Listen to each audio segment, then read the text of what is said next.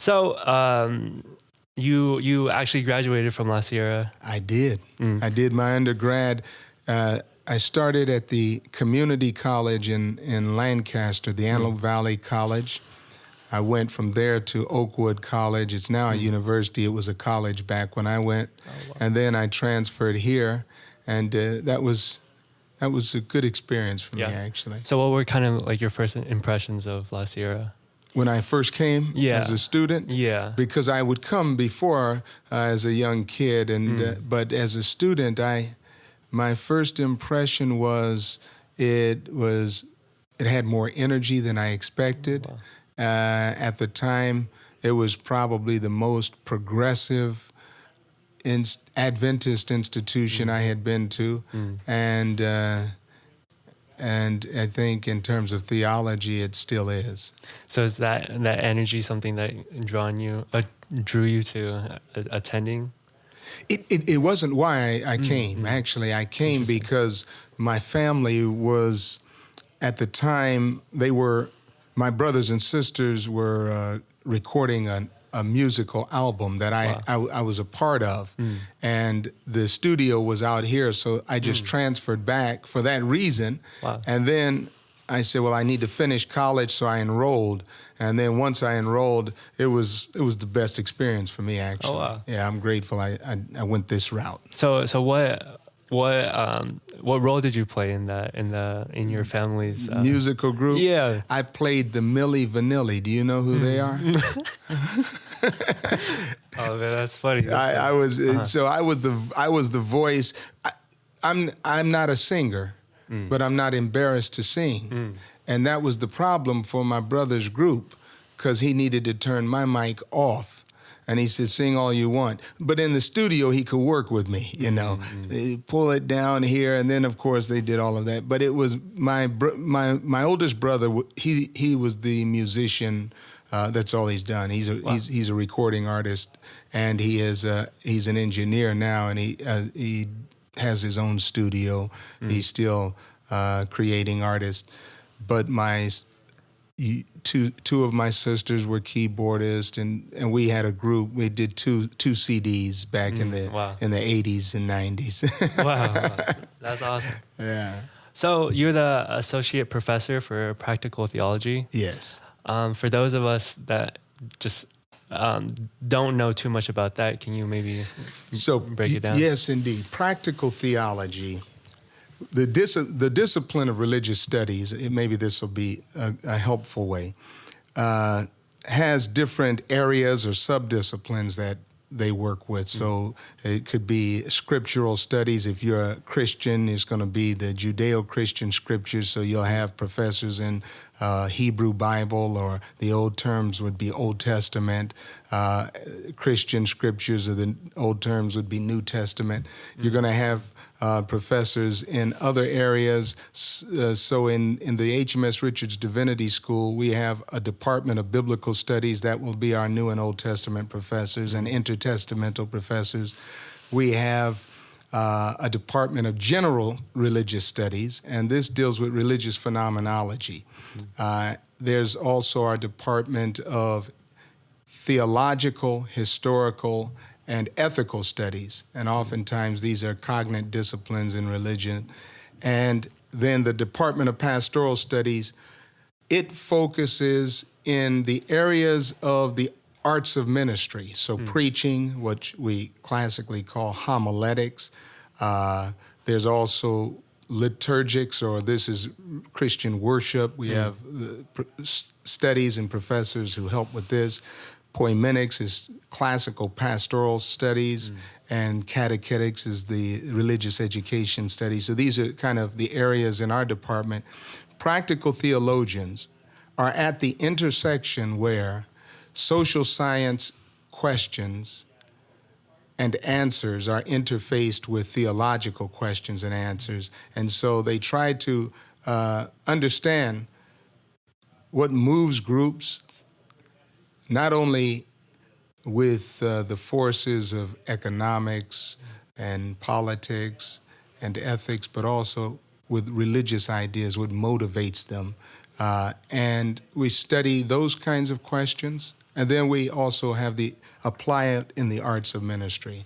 You know, how do religious communities have leaders that are good public speakers that can reflect on their sacred story and motivate their communities? How do they organize gatherings of worship that are also relevant for today? So these are the questions we wrestle with, and the practical theologian is really trying to ask the question, what does theology look like when the rubber meets the road? Yeah. So you're fascinated by philosophy, which I see could play a big role in what practical theology could entail. Is there any other topics of research or anything else that kind of interests you in the same way as philosophy? Yeah, so for me, I'm interested in ethics. In fact, my doctoral work was in an interdisciplinary study of theology, ethics, and culture. And so these areas of culture and ethics were vitally important for me because that's, again, where my theological questions entered in. And with respect to culture, I had brothers around me, my brother-in-law, my cousins. They were heavy into African-American studies, Black studies, Afro-American studies. The departments had all different names depending on what institution they were at. And so I was always in conversation. I was always in conversation with friends that made me also kind of immerse myself into readings of Afrocentric scholars. Can you speak of maybe one of your friends that kind of influenced you, or heavily influenced you, or maybe you have a story about?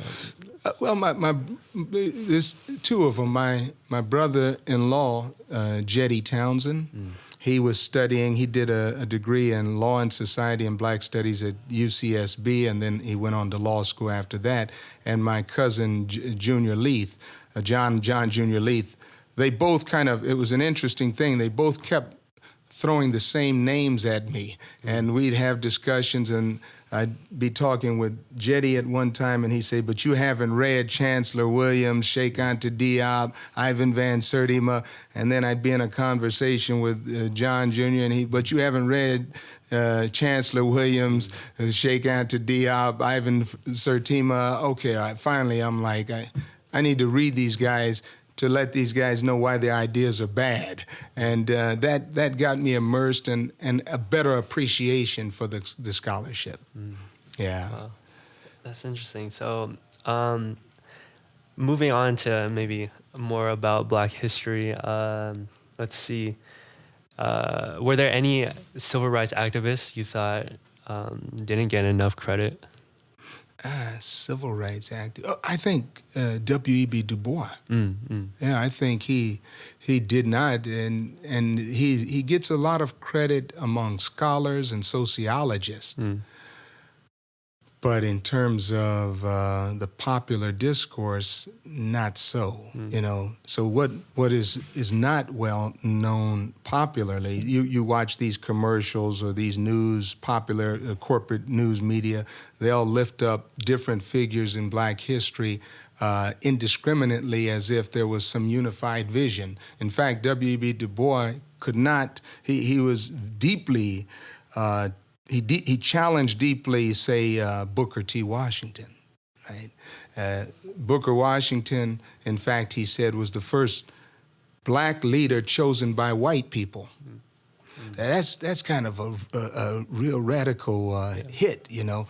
But Du Bois died on the day that Martin Luther King Jr. was giving his March on Washington speech. He died in Ghana. He left America, gave up his citizenship. He was deeply disappointed, but he was one of the founding members and probably the strongest voice in the NAACP that helped an organization form that still runs to this day. Yeah. He published some incredible work. He published the very first book in sociology by an American sociology on an American by an American sociologist on an American group ever. And this was on the Negro Church, and it was W.E.B. Du Bois who founded that. He, of course, his famous book, The Souls of Black Folk, is a classic that every American should read. And then his study in the world in Africa. These are great books that show a scholar activist in work. So why do you think is the reason that we aren't too familiar with these works? I think it's the reason Dr. Carter G. Woodson helped us to found the Black History Week and then Black History Month. Namely, when you are, well, his book, The Miseducation of the Negro, right? So he says that the Negro is taught to glory in all of the people who were his oppressors, George Washington, you know, all of the, but he's never taught to look beyond them or to look within his own cultural strength to find his sense of how to engage and resist oppressive forces. So you're not going to have the more radical elements that are non-accommodationist voices raised up and lifted up. You're going to have those that are accommodationist. And even the radical king is not the one we know. The king we know is the I have a dream king, the king, and this is what scholars know today and good preachers know today, the king of bringing the races together. But we don't celebrate the king who was against the war in Vietnam. We don't celebrate the king who was organizing with garbage collectors when he got killed. Right? This is the king that's dealing with classism and militarism. He's silenced. The king that deals with racism, well, he's lifted up. And yet, at his last book, Where Do We Go From Here, Chaos or Community, is very strident, prophetic, challenging. So I think it's designed to miseducate because corporate interests like status quo. So there's a lot of details about these individuals that we actually don't actually get to know, like, because they actually are hidden by like some of the bigger things, such as the I have a dream speech that everyone is just familiar with. Is there any details about in any individual under the activists or the civil rights movement that maybe you feel like we should get educated in? I push for this. So when I taught philosophy at the Antelope Valley College, I'd have classes of about 60 students. You know, I'd have these override classes. They needed a lot of students back then. And I would ask them, you know, how many of you during this time of the year in the winter session or the intersession or the spring semester, I would ask, you know, how many of you are familiar with Martin Luther King Jr.? Raise your hand. Everyone's hand goes up. Right. Then I would ask, how many of you have read one of his books? Every hand goes down. See, we're in kind of a culture that's deliterate in terms of books. They may be literate in terms of imagery, images, etc.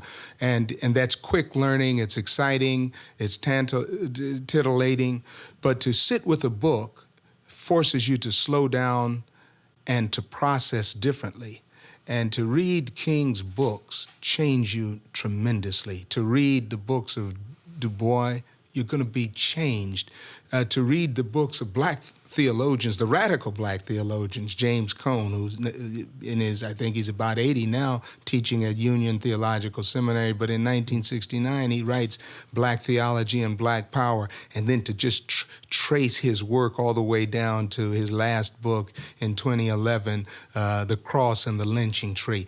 You get this incredible sense of history that you find even before we had the the kind of writing that we have had since the academies, which were really racist bastions for the longest, have now opened up and had scholars come through, scholars of religion, scholars of history, black and white, who are engaged in this conversation and struggle, and Asian. You know, how did they look at the questions of the past, the history of those voices that have been kind of marginalized, suppressed? How did the slave preachers from Denmark Vesey and Gabriel Prosser and Nat Turner, how did they help to motivate and push and keep alive a legacy that would have been lost, you see? So I do, it's less about, I think, the individual coincidences in people's lives that matter, and more about the works that have been written and left that should be used to form a new canon of what we see as the standard of reading and engaging and thinking.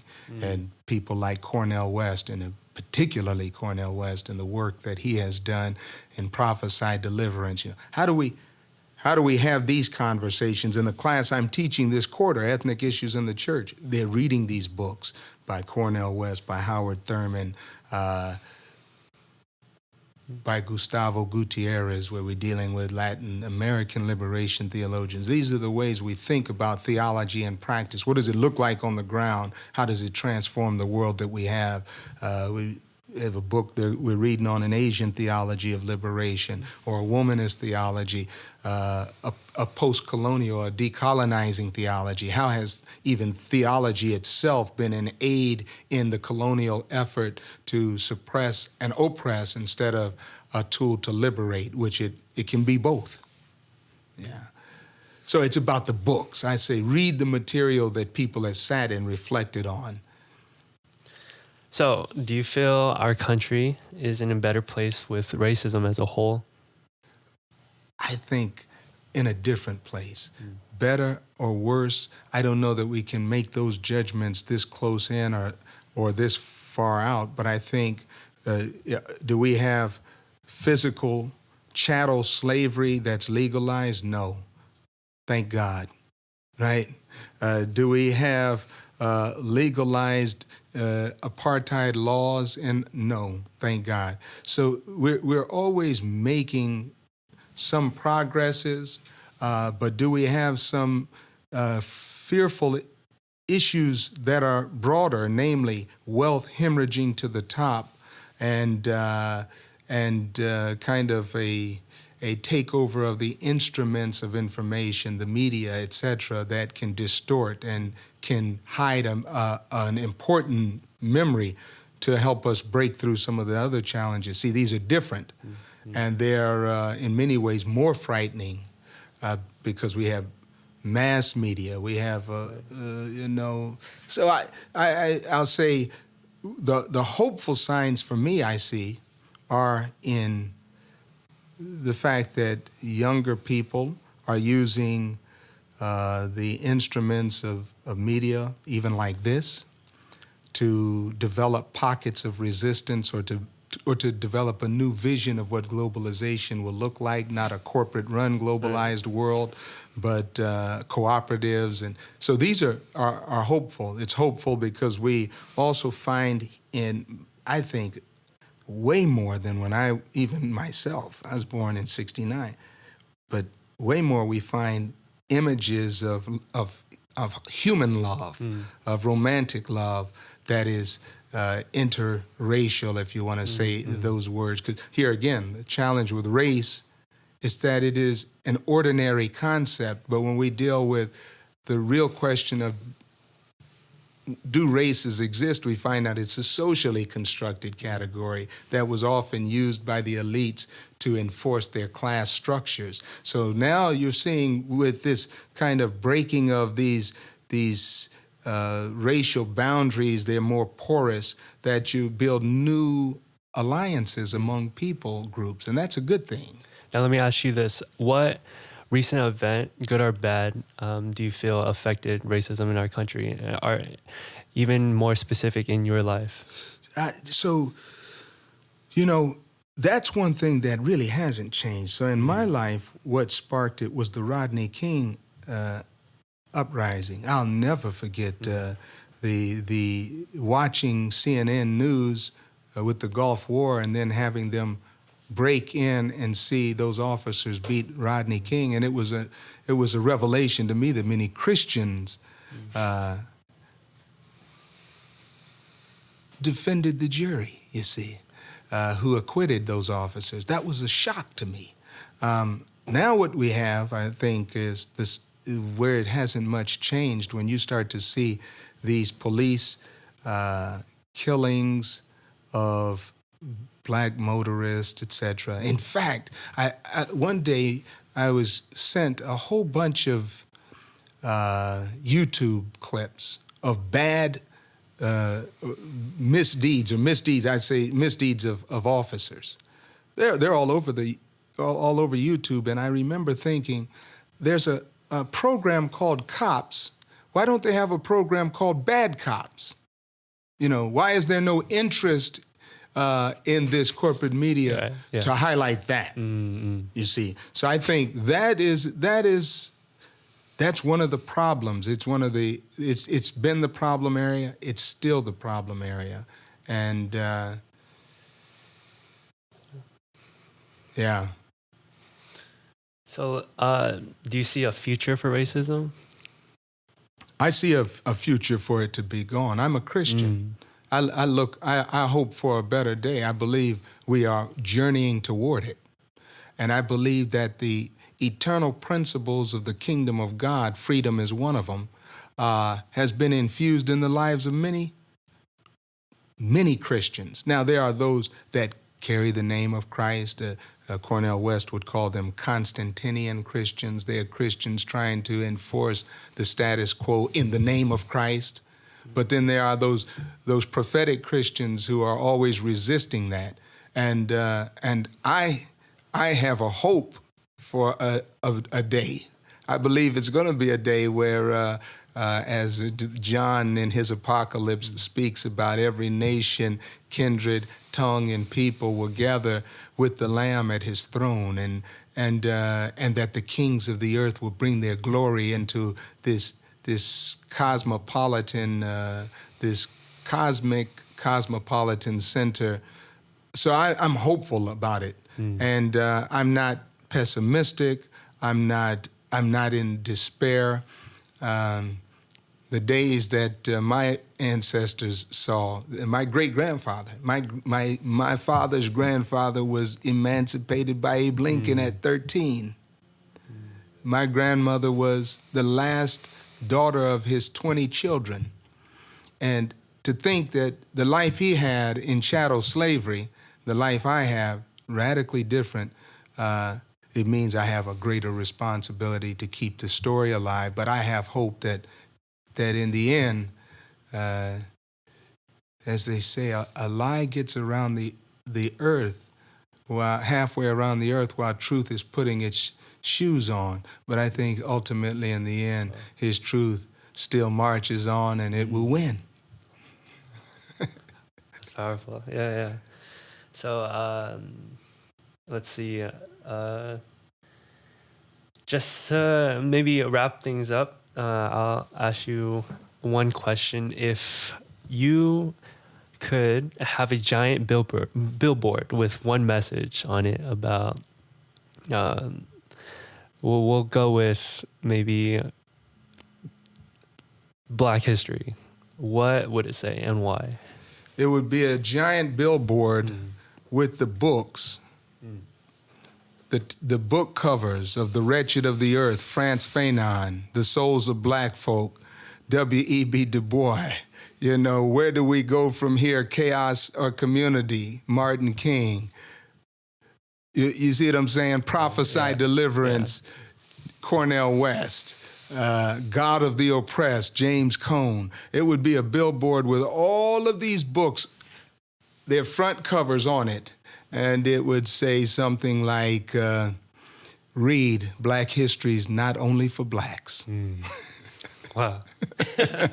Well, all right, Dr. Jackson, thank you so much for coming by. Thank you. God be with you. Really This is great, man. Congratulations. Thank you. Thanks. I'm honored.